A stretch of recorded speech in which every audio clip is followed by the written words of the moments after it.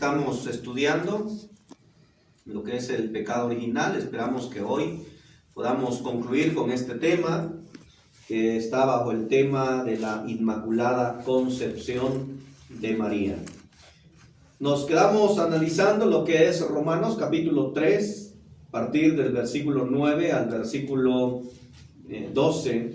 Así que vamos a volver a ese pasaje.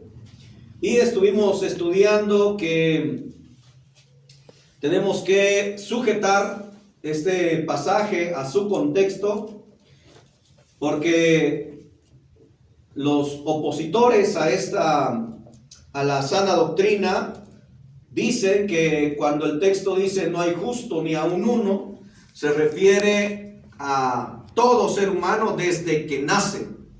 Sin embargo, sujetando el texto a su contexto, el texto está hablando acerca de aquellos que ya tienen la capacidad de pecar, aquellos que tienen la capacidad de decidir, de discernir y de llevar a cabo las cosas contrarias a la voluntad de Dios. Cuando dice que no hay justo ni aun uno, la palabra justo se toma incluyendo a bebés y a personas desde su nacimiento. Pero la palabra que no hay justo ni aun uno tiene que sujetarse esa frase al contexto. Porque si hablara en un sentido, de una manera general, o si la palabra justo acá tiene que entenderse de una manera general, incluyendo a todo ser humano, entonces estaríamos errando, mis hermanos, en el hecho de que Jesús habló de que los niños heredarían el cielo. Estaríamos hablando de una contradicción total sobre todos aquellos textos que nos hablan acerca de que el ser humano es pecador no desde su nacimiento, sino desde su juventud. Pero bueno, vamos a seguir considerando esto. La palabra justo, mis hermanos, cuando hay alguna palabra en sentido absoluto, tenemos que sujetarlo a su contexto, como lo estudiamos la otra vez. Por ejemplo, en Génesis capítulo 6 leíamos en el versículo 9 acerca de Noé, varón justo, dice el texto. Ahora, si el texto de Romano dice no hay justo ni aun uno, ¿cómo es que Noé era justo? Bueno, es que la palabra justo tiene que entenderse a la luz de su contexto. Cuando la palabra justo allá en Romanos se nos muestra, tenemos que entenderlo sin el sentido absoluto. Es decir, que en sentido absoluto no hay justo ni aun uno. Hablando en cuanto a toda persona que ya tiene la capacidad de pecar, que ya tiene el discernimiento y obviamente peca, ahí sobre todas esas personas se aplica el no hay justo ni aun uno. Pero ahí no está incluyendo a niños, ¿sí? Es decir que Romanos 3:10 en adelante nos habla de una justicia absoluta y total en el ser humano. Y efectivamente, toda persona que ya tiene la capacidad de discernir, no puede haber justicia en ella, porque decide hacer lo malo. Miren, por ejemplo, en Salmos capítulo 14, de hecho de esa escritura se tomó esta expresión. Salmos 14, vamos a leer versículos 1 al versículo 5. ¿Quién lo tiene, por favor? Dice el necio en su corazón, no hay Dios. Se han corrompido, hacen obras abominables, no hay quien haga el bien. Jehová miró desde los cielos sobre los hijos de los hombres, para ver si había algún entendido que buscara a Dios. Todos se desviaron, aún se han corrompido, no hay quien haga lo bueno, no hay ni siquiera uno. No tienen discernimiento todos los que hacen iniquidad, que devoran a mi pueblo como si comiesen pan, y a Jehová no invocan. Ellos temblaron de espanto, porque Dios está con la generación de los justos. Muy bien. Analicemos este pasaje, mis hermanos, y veamos acá. Quiero que ustedes vayan viendo palabritas que indiquen que no se puede nacer así. Es decir, el pasaje no está hablando de que el ser humano es injusto, es malo, es perverso desde su nacimiento. Algo similar que hicimos allá en Efesios 2, ¿se acuerdan? Díganme ustedes, ¿qué palabritas podemos usar que nos indiquen que no naces pecador? A ver, empecemos. Se desviaron. Se han corrompido. Se desviaron. No dice nacieron desviados. Para que tú te desvíes, como lo explicamos ya también, tienes que ir derecho y luego desviarte, ¿sí? Se corrompieron. No dice nacieron corrompidos. Se corrompieron. Es una acción, es algo que se hace, que se lleva a cabo, algo que se ejecuta, ¿sí? Se corrompieron. ¿Qué más? Hacen obras. Ok, leemos el pensamiento. Hacen obras malas, por supuesto, ¿verdad? Ok. Hacen iniquidad. Hacen iniquidad. Algo que se practica, ¿verdad? Es decir, ahí hay algo que está en sentido negativo. No hay quien ¿qué? No hay quien haga lo bueno. O sea, vean cómo es algo activo. No hay quien haga lo bueno. O sea, haces lo malo. En otras palabras, estás actuando. No naces malo, sino que haces lo malo. ¿Sí me explico? Esa es la diferencia, hermanos. Entonces, Romanos 3 nos habla de este salmo. Y este salmo está hablando acerca de eso. Que se corrompieron, que no hicieron lo bueno, que se desviaron, etc. Vayamos al Salmo 53 también. Versículos 1 al versículo 3. El 1 al 3. Dice el necio en su corazón: no hay Dios. Se han corrompido e hicieron abominable maldad. No hay quien haga bien. Dios desde los cielos miró sobre los hijos de los hombres para ver si había algún entendido que buscara a Dios. Cada uno se había vuelto atrás. Todos se habían corrompido. No hay quien haga lo bueno, no hay ni aún uno. Ok, otra vez, ¿podemos analizar el pasaje? ¿Qué encontramos? Hicieron. Se han corrompido. Se han descarriado. Se han corrompido, se han apartado, E hicieron abominable maldad. hicieron abominables maldad, No hay quien haga bien. no hay quien haga bien. ¿Qué más? No hay entendidos que buscaron a Dios. Sus obras son detestables. Ahí hay algo interesante que Se leí. volvió atrás. Se volvió atrás. Fíjense, Cada ¿eh? uno se había vuelto atrás. O sea, ¿cómo puede alguien volverse atrás? No dice, nacieron, ¿cómo diría el texto? ¿Nacieron vuelto para atrás? ¿Cómo diría el texto? ¿No? O nacieron corrompidos, o nacieron, no sé, ¿ah? Pero dice, se volvió atrás. O sea, hablando de que ibas en una dirección correcta, hacia adelante, bien, y te volviste atrás, ¿sí? O sea, te apartas, te desvías, te corrompes. Entonces, vean cómo Romanos 3 está hablando en ese sentido. Miren, vayamos otra vez a Romanos 3, versículos 10, por favor, 10 al 12, lo leemos.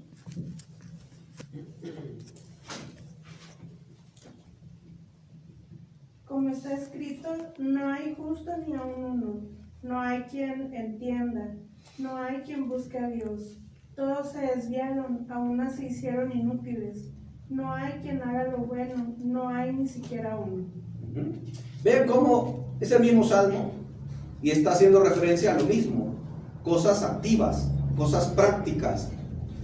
Entonces, cuando dice que no hay justo ni aún uno, número uno, está siendo tomado de la escritura de los salmos y está haciendo referencia a que no hay justo ni aún uno en un sentido absoluto de cuando la persona ya discierne entre lo bueno y lo malo y elige hacer lo malo. Se desvía. el pasaje no está hablando de niños, no está hablando de bebés ni de embriones. ¿De qué está hablando el contexto? La otra vez lo explicamos, de los gentiles pecadores y de los judíos pecadores.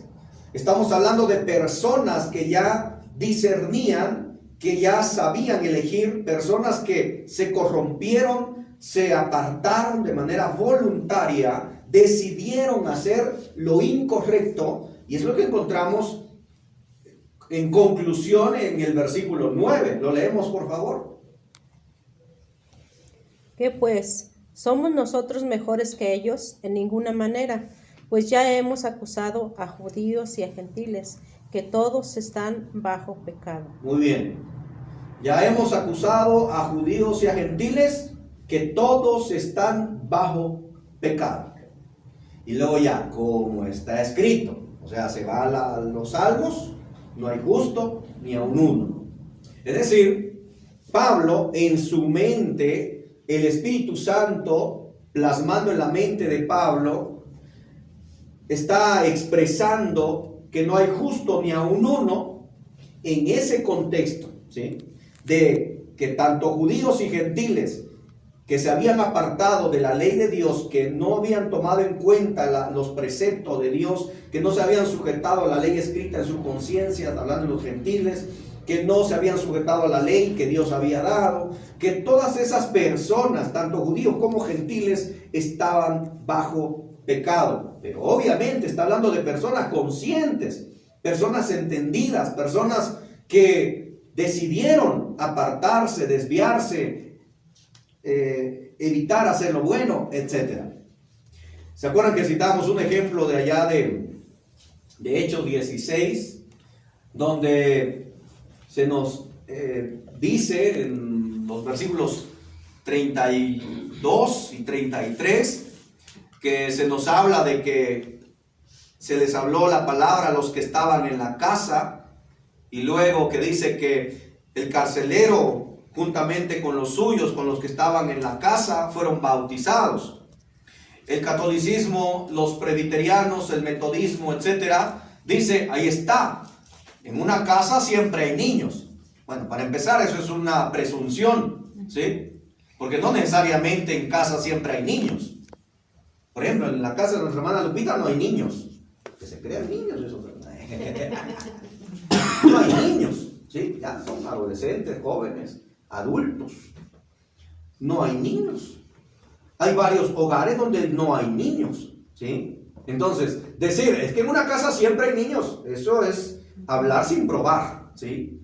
Es decir algo en lo que no se tiene certeza, es una falacia en la que se usa un razonamiento que generalmente hay niños, pero no necesariamente hay niños, ¿sí? Así que, hablemos de que cuando dice que los que estaban en su casa, pues obviamente se sobreentiende de personas que tenían la capacidad de escuchar el Evangelio, de entender el Evangelio y de obedecer el Evangelio, ¿sí?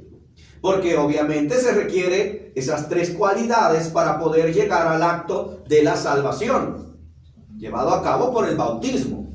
Entonces, para que esas personas pudieran haber escuchado, pudieran haber entendido, razonado, aceptado y sido bautizados, necesariamente tuvieron que ser personas con un entendimiento ya, con un discernimiento entre lo bueno y lo malo, lo correcto, lo incorrecto, etc. Así que hablar de que todos los que estaban en su casa incluyen niños es falso. Hablar acá cuando dice no hay justo ni uno, ni aun uno, incluye niños, es falso. No hay justo ni aun uno, es absoluto sí, pero sujetado a todas aquellas personas que tienen la capacidad de pecar. Es como Romanos 3:23, por cuanto todos pecaron y están destituidos de la gloria de Dios. En el todos, en esa palabrita todos, no podemos meter a niños, ¿sí? Porque habla de pecar, y eso es algo de manera activa. ¿sí? No podemos decir que los bebecitos son pecadores. Imagínense a Canek. ¿Saben quién es Canek? No el luchador, el hijo de Carlitos. Se llama Canek. Raro, pero así se llama. Imagínense Canek, pecador. No, claro que no es pecador. Por cuanto todos pecaron, no incluye a niños. Y todos tienen que sujetarse a toda persona que ya tiene la capacidad de pecar, de decidir, de discernir y elige pecar, ¿sí? A eso se refiere, por cuanto todos pecaron, no está hablando de niños. Así que no hay justo ni aún uno, tiene que sujetarse a eso. Cuando hablamos de Noé, varón justo, ¿a qué se referirá? ¿Alguien lo podrá explicar? Sí. A ver. Sí. Pues en su época, Ajá. bueno, dependiendo del contexto otra vez. Ajá. Por ejemplo, el contexto de ahí habla de justo en cuanto al discernimiento de escoger lo bueno y lo malo, pues todos alguna vez han hecho lo malo, por eso nadie justo. Pero la palabra justo en el tiempo de Moisés, Noé. Noé, se emplea al hecho del contexto de los que habitaban ahí en ese tiempo, que todos eran pecadores, nadie quería escuchar la palabra. Y entonces Noé y su familia no era el único justo a comparación de los demás de ese tiempo. Así es. Es decir, vean ¿cómo se dice? La tontería de los ateos, ¿no? Que agarran Romanos 3:10, perdón, y dicen, no hay justo ni aún uno. Luego se van allá con Noé y dicen, a ver, acá dice que no era varón justo, por fin. Decídase Dios, dicen ellos, de manera de blasfemia, ¿no? A ver, si acá dice que no era justo, luego acá dice que no hay justo ni a uno, por fin. Dice, ¿ven cómo la Biblia se contradice? Y ese nada más está citando un texto, pero le podemos dar más a los ateos. Fíjense, hay textos donde nos hablan de personas justas. Miren, por ejemplo, Lucas 1:6, por ejemplo. Miren, leamos el texto. Lucas 1:6. Ambos eran justos delante de Dios y andaban irreprensibles en todos los mandamientos y ordenanzas del Señor. Fíjense, dice que ambos eran justos. ¿De quién está hablando? De Elizabeth y Zacarías. Y dice que ambos eran justos. De los papás de Juan el Bautista, por si alguien no sabía. Ahí dice que ambos eran justos. Luego, por ejemplo, allá en 2 de Pedro, capítulo 2, versículo 8. Miren lo que el texto dice. 2 de Pedro 2:8. Porque este justo que moraba entre ellos afligía cada día su alma justa, viendo y oyendo los hechos inicuos de ellos. ¿Ok? ¿De quién está hablando ahí? Lot. Lot, muy bien. Está hablando de Lot. Dice que Lot era un varón justo. Y espérense, no se queda ahí. Dice que se afligía, ¿qué? Su alma justa. Entonces, ahí está otro varón justo. Miren lo que dice Hebreos capítulo 10, versículo 38, por favor. Mas el justo vivirá por fe, y si retrocediere, no agradará a mi alma. Mas el justo vivirá por fe. Entonces, fíjense bien, el ateo pues no cita todos esos textos. Pero imagínense si lo tuvieras, hasta se regodeara más, no diga, ahí está, mira, un montón de justos. Y acá dice que no hay justo ni a uno, por lo menos ya contamos a cuántos. Como a 3 por 4 por nombre y un grupo ahí de, más el justo vivirá por fe. Entonces dice el ateo, ahí está, ¿qué hacemos? La Biblia se contradice, por tanto no es palabra de Dios ni existe Dios. La Biblia es un simple libro común y corriente, como leer la revista de Goku, de vaqueros, ¿no? Así soy, ¿qué? Hermana, también ahorita que está mencionando esa palabra, Ajá. estaba yo leyendo precisamente gente que, como dice usted, desacredita la palabra precisamente porque sacan un texto que dice no seas demasiado justo, de Eclesiastés. Ajá. Porque ser demasiado justo, bueno, déjame ver cómo dice. Dice, no seas demasiado justo ni seas sabio con exceso, porque habrás de destruirte. Y luego dicen uno, o sea, ¿cómo? Entonces no hay que ser bueno. Ahí dice, y más adelante dice, no seas tibio. Entonces, ¿cómo? No entiendo si soy tibio. Sí, sí. O sea, Sí. también ahí empiezan a decir, no, pues es que entonces esto está mal. Exacto. Se contradice. Las aparentes contradicciones de la Biblia. Y son aparentes porque no existen contradicciones. Es decir, vean cómo se agarran estos textos y se dice, la Biblia se contradice. Pero no, lo que se ignora, y esto es lo que ignoran muchos, y entre ellos los ateos, la interpretación correcta de los textos, sujetar las palabras en su contexto, tener un entendimiento claro de la interpretación de los textos. Por eso es importante saber las reglas de hermenéutica para poder explicar todo este tipo de aparentes contradicciones. Y los ateos hierran en eso, en su afán de desacreditar, en su necesidad de decir no hay Dios, no existe la Biblia, no es real. Entran o caen más bien en errores rotundos, ¿sí? Porque es muy sencillo en la vida cotidiana. Tenemos que aprender, o sabemos bien, que todas las palabras tienen un significado, tienen un sentido, dependiendo de los contextos. En nuestra vida cotidiana hablamos figuras retóricas, a veces sin saber ni cómo se llaman. Sujetamos las palabras a los contextos, ¿ok? Entonces, todas esas cosas son normales, pero el lector incauto, el ateo, en su afán de desacreditar, cae en esos errores. Entonces, ¿a qué se refiere que no era varón justo? Era justo en su generación, ¿sí? Porque si nosotros vamos a Génesis 6, leemos desde los versículos 5 en adelante, vamos a encontrar cómo la gente se había corrompido, el pecado, toda carne, lo único que hacía era pecar, era buscar hacer lo malo. No le importaba la voluntad de Dios, toda la atmósfera era pecaminosa, todas las personas hacían iniquidades, vivían hundidos en el pecado, pero Noé no. Acorde a su generación, en base a su generación, Noé era varón justo, ¿sí? Es como cuando ahora decimos, no sé, vemos a una persona que se porta bien, ¿qué decimos? Es un pan de Dios. Quizás en ciertas cosas, ¿sí? Pero no de manera general y absoluta. Es decir, Noé era justo en base a su generación, no de manera absoluta. No en cuanto a la comparativa de la percepción divina, Noé jamás fue justo. En sentido absoluto no. En comparativa a su generación, sí. Lot. Hablemos de un Lot, varón justo. ¿Se acuerdan de dónde vivía Job? Lot. ¿Dónde andaba? Sodoma y Gomorra.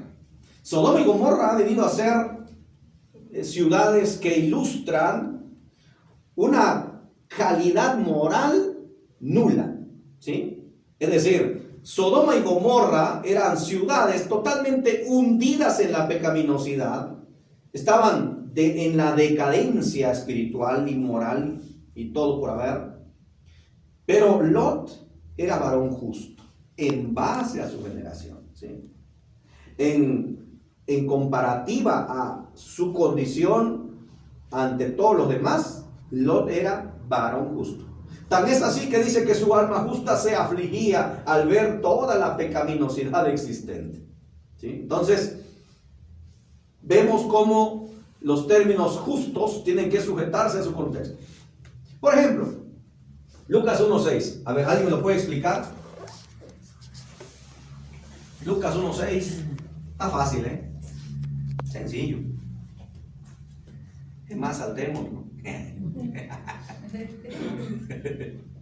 Pues es que el mismo texto lo explica. A ver. Dice que andaban irreprensibles en todos los mandamientos y ordenanzas del Señor. Ok. En ese sentido, en el hecho de que andaban en los mandamientos, cumplían los preceptos de Dios, en ese sentido eran justos, ¿sí? No en un sentido absoluto, ¿ok? Eso es importante entender. No de que No dice el texto que no cometieran ni una falta, que no asaltaran ningún pensamiento malo, que en su corazón no hubiera algún tipo de rencorcillo quizás, o que hubiera algo ahí pecaminoso. Eso no está hablando el texto. No está hablando en el sentido absoluto. Eran justos en base a su ley. ¿Sí me explico, hermanos? Entonces, es muy importante entender las palabras en su contexto para tener una idea clara de qué está hablando el texto. Así que no existe ninguna contradicción cuando tomamos la palabra en su sentido que indique el contexto, en el sentido que indique el entorno de la frase. Cuando lo hacemos así, no existe contradicción alguna. Quien hierra es el ateo, es el incauto, pero no Dios. O sea, Dios dice, no hay justo ni uno, ni a un uno, en un sentido absoluto, en un sentido total y cabal, en base a la percepción divina, ¿sí? Pero sí hay justos en base a la condición existente en la que viven. Por ejemplo, hoy en día podemos ser justos. Los cristianos podemos ser justos. Dios puede catalogarnos justos. Ahora, en sentido absoluto, por supuesto que no. Pero sí en base a nuestro entorno, en base a nuestras condiciones, en donde estamos viviendo. ¿Alguna pregunta hasta aquí? ¿Me expliqué, hermanos? ¿Estamos claros? ¿Ya pueden refutar a quien sea? Yo espero que sí. Bueno. Y los versículos 11, 12, pues igual nos habla de cosas que se hacen. No hay quien entienda, no hay quien haga el bueno, o sea, eliges hacer lo malo, todos se desviaron, se descarriaron, a unas se hicieron inútiles, no dice nacieron inútiles. Bueno, eso ya lo explicamos. Entonces, está claro el texto, ¿verdad? ¿Ya quedó? Bueno, vámonos al Romanos capítulo 5, versículo 12, por favor. Romanos 5, 12.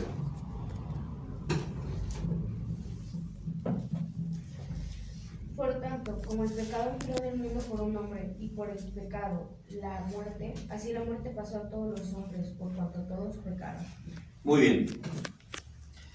Este ya lo habíamos tratado un poco, pero vamos a ahondar en él.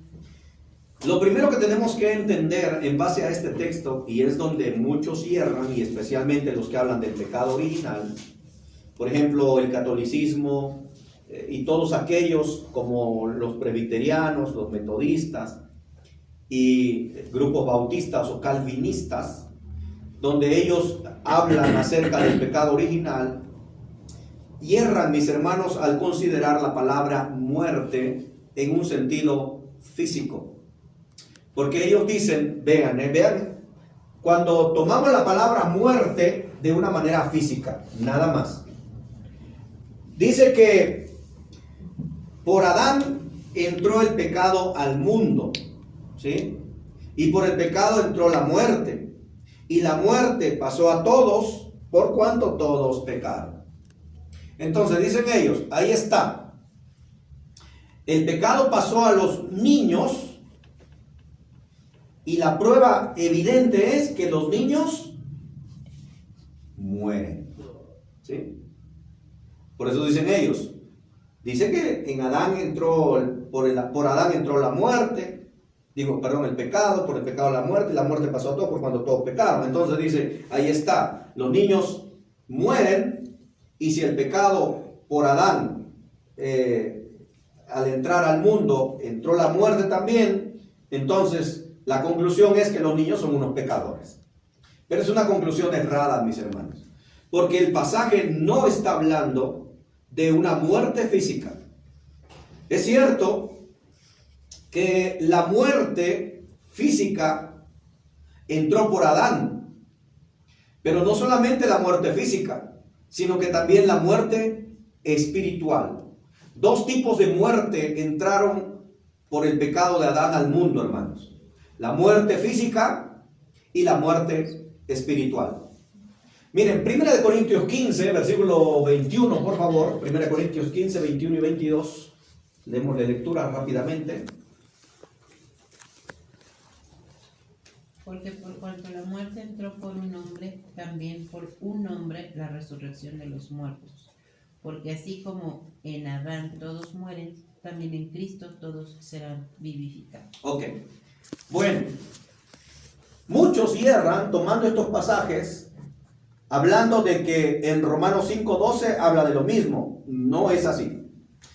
El contexto de 1 Corintios 15, ¿cuál es? ¿Cuál es el asunto de 1 Corintios 15? Pues el sacrificio de Jesús, o sea que pues por Jesús. Bueno, ¿de qué trata el capítulo 15, los primeros versículos? ¿Cuál es el asunto que se está tratando allí en ese contexto? Bueno, ¿la resurrección de qué? De los muertos. De los muertos. Estamos hablando de la resurrección de las personas en su cuerpo. O sea, el contexto de Corintios está hablando de la resurrección de muertos, o sea, de que personas vuelvan a la vida tomando su cuerpo. En otras palabras, aquí la muerte tiene que ver con la muerte física. La resurrección tiene que ver con la resurrección física, porque nadie resucita en espíritu. La resurrección, mis hermanos, es miren, ¿muerte qué es? A ver, rapidito, ¿qué es muerte? Separación del espíritu del cuerpo. ¿Qué es resurrección? Unión del espíritu con el cuerpo, ¿ok? Así que el problema que existía en los corintios, en ciertas personas de allí, es que estaban afirmando que no había resurrección de muertos. O sea que te morías y ya, no tenía sentido. Entonces el Espíritu Santo a través de Pablo se encarga de decir que sí hay resurrección de los muertos.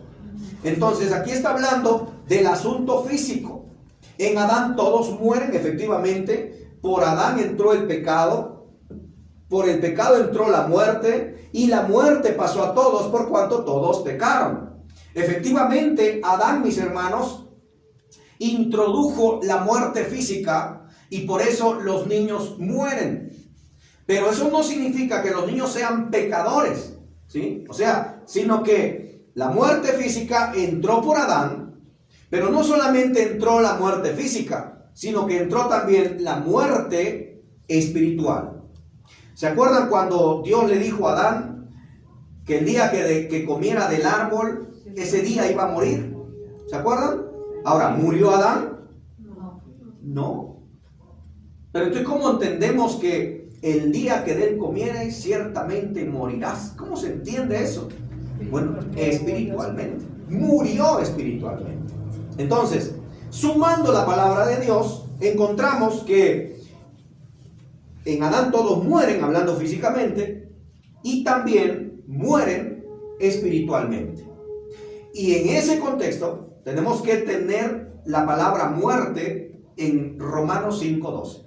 La palabra muerte ahí no se refiere al aspecto físico, no se refiere a lo físico, sino a lo espiritual. Y efectivamente, por Adán entró el pecado al mundo, y por el pecado entró la muerte espiritual, y la muerte espiritual pasó a todos por cuanto todos pecaron. Mientras que la muerte física pasa sin necesidad de que tú peques, y por eso mueren niños, la muerte espiritual solamente afecta porque pecan, ¿sí? Vean lo que dice el texto. Lo leemos otra vez. Romanos 5:12.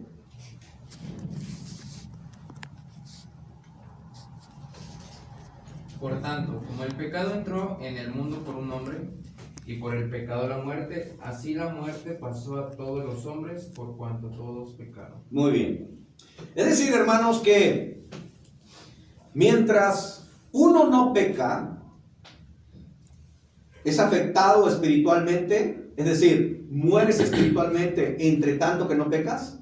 No, tienes que pecar, fíjense bien, para ser afectados por la muerte espiritual. Ahora, ¿qué es la muerte espiritual? es cuando existe esa separación de Dios y el ser humano. Por cuanto todos pecaron, Romanos 3:23, y están ¿qué?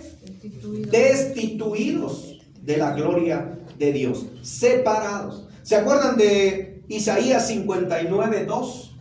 ¿Quién se acuerda de ese texto? ¿No se acuerdan? Donde habla de que los pecados han hecho división entre vosotros y vuestro Dios, y vuestras iniquidades, dice, han hecho ocultar su rostro de vosotros para no oír. Eso es muerte, hermanos. Es decir, cuando un niño es puesto, cuando es puesto el embrioncito en el vientre de mamá, es santo, es puro, no tiene pecado. Cuando nace, sigue siendo puro, sigue siendo santo. Cuando es niño, sigue siendo santo, sigue siendo puro. Ahí va creciendo. Mientras son niños, son limpios, están santos, no tienen pecado. Por eso Jesús dijo de manera rotunda, de manera contundente, por eso dijo que de los niños es el reino de los cielos. Si un niño es pecador, ¿cómo es posible que de ellos es el reino de los cielos? ¿Cómo es posible que Jesús haya dicho, si no os volvéis como niños, no entraréis en el reino de los cielos? Si un niño es pecador, entonces el cielo estará plagado de pecadores. Es una conclusión tan errada y no es así. Es decir, los niños son puros, son santos, no tienen pecado, pero ellos van creciendo y llegan a una determinada edad donde ya disciernen entre lo bueno y lo malo y eligen hacer lo malo. Entonces viene esa ruptura, mis hermanos, entre ellos y Dios. Es ahí cuando ya el ser humano está separado de Dios, es ahí cuando se da lo que se llama la muerte espiritual. Cuando ese niño crece, discierne, reconoce lo malo, lo bueno. ¿Se acuerdan qué dice Génesis 8:21? ¿Se acuerdan? Que el intento del corazón del hombre es malo ¿desde cuándo? Desde su juventud. No dice desde su nacimiento, desde su concepción, desde su niñez. No, desde su juventud. Eso es lo que la Biblia dice. Entonces, una vez que crecemos, discernimos, entendemos qué está bien, qué está mal, y elegimos hacer lo malo, es ahí cuando viene esa ruptura entre nosotros y Dios, es ahí cuando se suscita la muerte espiritual, es ahí cuando somos destituidos de la gloria de Dios, es ahí cuando nuestros pecados hacen división entre nosotros y Dios, es ahí cuando nuestras iniquidades evitan que nuestra voz penetre el cielo y llegue hasta el trono de la gracia de Dios. Es ahí cuando estamos totalmente enajenados, separados, sin esperanza y sin Dios en el mundo. Efesios 12. Ahí es donde se suscita la muerte. Ahora, ¿cuál es la solución a eso? El Evangelio. La gracia de Jesucristo. El oír el Evangelio, el creer en Cristo, arrepentirnos de nuestros pecados, declarar Jesús es el Señor y ser bautizados, sumergidos en agua. Precisamente por eso está de más un bautismo infantil, mis hermanos. ¿Qué pecado le vas a quitar a un bebé? Ninguno. Un bebé es limpio, es santo, es puro. No preocupémonos cuando ya ese niño creció, se hizo adolescente, discernió entre lo bueno y lo malo, eligió hacer lo malo y entonces se corrompió. Es ahí cuando necesita el Evangelio, necesita ser bautizado para el perdón de sus pecados. Así que Romanos 5:12 está hablando de la muerte espiritual, no está hablando de la muerte física. Así que el pecado entra en el hombre, la muerte espiritual se hace presente en el hombre cuando el hombre peca, mis hermanos. Y la muerte pasó a todos por cuanto todos pecaron. Ahora, otra vez, la palabrita todos, ¿a quién incluye? Exacto. Aquellos que tienen la capacidad de pecar. Es aquí otra vez donde hierran las personas y dicen, todos en todos. No es cierto. ¿Va? Es como si yo dijera, tengo aquí 10 manzanas y yo le digo, llévense todas las manzanas a su casa.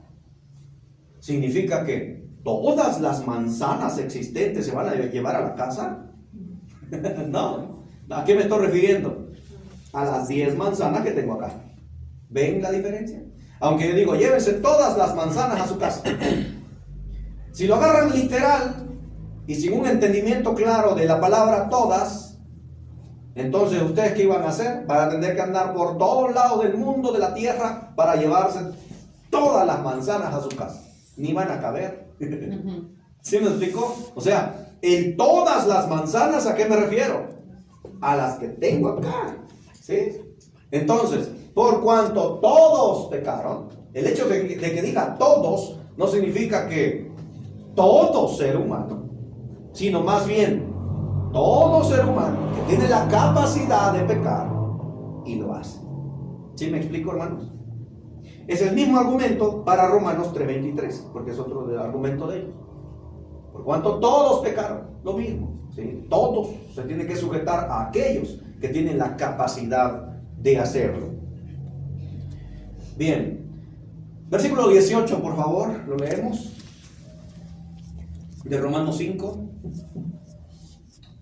Así que como por la transgresión de uno vino la condenación a todos los hombres, de la misma manera por la justicia de uno vino a todos los hombres la justificación de vida. Muy bien. Veamos acá. Eso ya lo expliqué. ¿Alguien me lo puede explicar?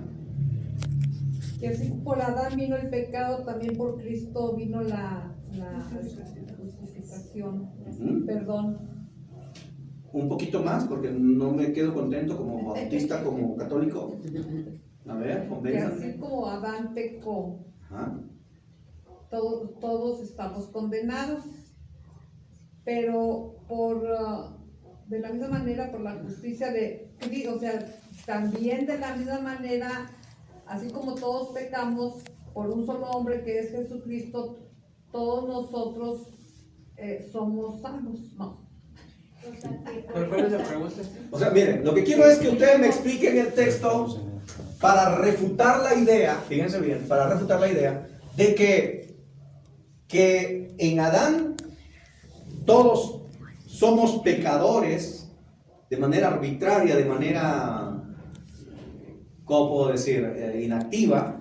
O sea, el hecho de que Adán pecó, introdujo el pecado al mundo, entonces todo nacido de Adán es pecador. ¿Cómo lo refutamos con el versículo 18? Por ejemplo, que Adán impuso el pecado, pero Jesús dio la salvación.